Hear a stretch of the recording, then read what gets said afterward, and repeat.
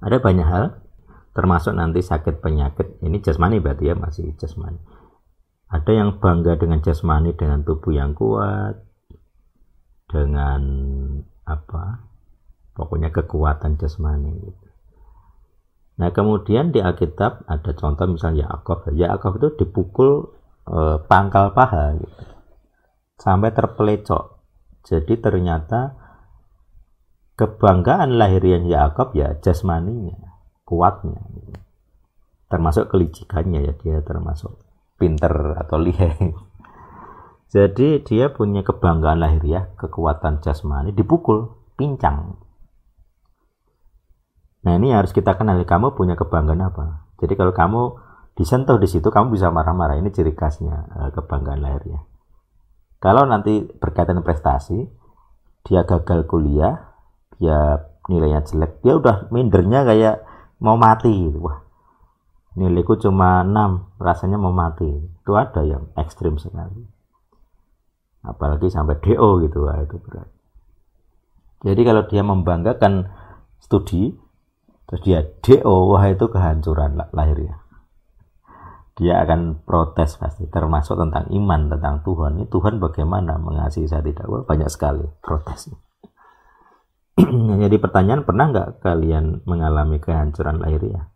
Sesuatu yang kalian banggakan, yang bawaan lahir ya, bisa kecerdasan, kesehatan jasmani, tampang. Makanya di kita sendiri ada banyak contoh seperti itu. Yang merasa dirinya kuat jasmani, tiba-tiba sakit, stres. Ya, dulu Ayub dengan dia, ini dari cerita dia sendiri. Dia merasa bangga dengan gigi kelincinya. Terus ketika dia jatuh kejonger, cuil satu, hilang. Dan saya merasakan dia ada perubahan di jasmaninya, suaranya. Jadi dengan kehilangan gigi, suaranya berubah. Jadi nggak presisi gitu. Itu pasti ada pukulan lahiriah. Kebanggaan lahiriah hilang, pasti ada ya kehancuran egoismenya hilang, rusak. Apa yang selama ini dibanggakan hilang. Jadi jasmani itu macam-macam ya. Bisa tadi gigi, bisa tampang. Jadi ada ini pria wanita sama saja ya. Jadi kalau dia merasa dirinya cakep, terus dia didekati banyak orang, disukai banyak orang, itu egonya tinggi. Nanti dia akan punya tradisi, kalau pacaran dia akan memutus duluan, dia tidak akan mau diputus. Jadi kalau dia ngerti akan diputus, dia akan berusaha memutus duluan. Dia malu kalau sampai diputus gitu. Itu tradisinya orang-orang cakep gitu. Nah seringkali saya pernah ada, ya ini ya biasalah kalau sekarang TikTok orang live gitu ya, ada diskusi-diskusi tentang ini, ada yang tanya, ada yang memberi pertanyaan, kenapa wanita sering salah memilih gitu.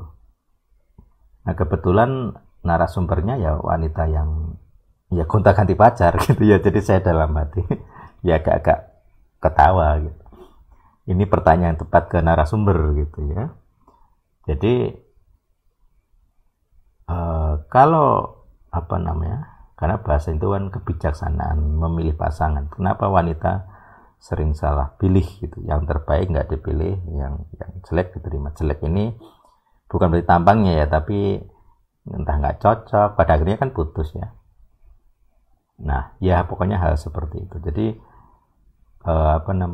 karena dia merasa bangga gitu, disukai banyak orang, jadi dia akan meremehkan hal-hal yang penting selain tampang nantinya begitu. Nanti juga saya akan dapat banyak orang. Jadi artinya kebanggaan lahiriah dengan tampang nanti suatu saat ini kalau dimuridkan Tuhan itu akan dihancurkan, di mana dia akan merasa ternyata tampang cakepku sia-sia ya.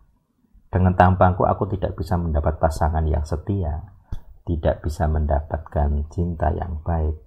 Aku harus gonta-ganti pasangan, putus berulang kali.